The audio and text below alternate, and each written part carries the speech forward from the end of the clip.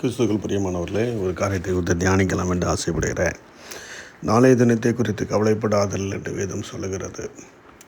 இன்றைக்கு நிறைய வாழ்க்கையில் நாளைய தினத்தை குறித்து, உலகத்தை குறித்து, எல்லா காரியத்தை குறித்து கவலையாக இருக்குது.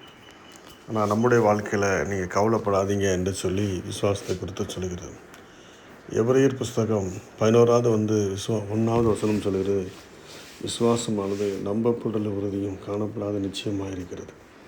நம்ம நிறைய நேரத்தில் நிறைய காரியத்தை குறித்து யோசிக்கிறோம், நிறைய காரியத்தை குறித்து கவலைப்படுறோம். ஒரு நாள் கப்பல் யாத்திரை சென்று கொண்டிருக்கும்போது ஒரு அம்மாவுடைய வாழ்க்கையில் அவங்களுக்கு ஆரஞ்சு பழம் சாப்பிட்டா தான் அந்த வியாதி சுகமாகும். ஆரஞ்சு பழம் சாப்பிட்றது அவங்களுக்கு மேஜர் ப்ராப்ளமாக இருந்துச்சு. ஆனால் கப்பல் யாத்திரையில் என்ன இருக்காது, ஆரஞ்சு பழம் காலி ஆகிடுச்சு.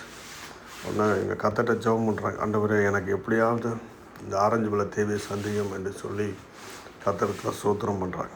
எபிரேயரில் 11:6 சொல்லுது, விசுவாசமானது தேவனிடத்தில் சேருகிறவன் உண்டென்றும் தம்மை தேடுகிறவருக்கு பலன் அளிக்கிறார் என்பதையும் விசுவாசிக்க வேண்டும்.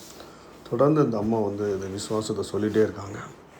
ஆண்டவரே கிடைத்ததுக்காய் சோத்திரம், கிடைத்ததுக்காய் சோத்திரம்னு சொல்கிறாங்க. நடந்த காரியம்னா, பக்கத்தில் ஒரு கப்பல் வந்துச்சு. அந்த கப்பலில் ஆயில் ஷார்ட்டேஜ் இருக்கிறதுனால நான் ஆயில் அந்த கப்பலில் கேட்டேன். அந்த கப்பல்காரன் ஆயிலை கொடுத்தான். அது கைமாற என்ன பண்ணால், என் பழத்தில் நிறைய ஆரஞ்சு பழம் எடுத்துகிட்டு போகிறேன்னு சொல்லி அந்த ஆரஞ்சு பழங்கள் நிறைய பழங்களை இந்த கப்பலை கொடுத்துட்டான். இவங்களுடைய தேவையை அந்த நேரத்தில் நடுக்கடலில் இருந்தாலும் கர்த்தர் அவங்க தேவையை சந்தித்தார். இந்த காலங்களில் ஃபைனான்ஸில், குடும்ப நெருக்கடியில், நாளைய தினத்தை குறித்து தேவைகளுக்காக நீங்கள் கவலைப்பட்டுருக்கலாம். ஆனால் கர்த்தர் சொல்கிறாரு, நீ கவலைப்படாத, வாழ்க்கையில் உனக்காண்டி நான் ஜெபிக்கிறேன். நல்ல ஆண்டவரே, இந்த காலவேளையில் தேவையோடு ஒவ்வொரு தேவையை சந்திக்கும்படி ஜெபிக்கிறேன். ஆமென்.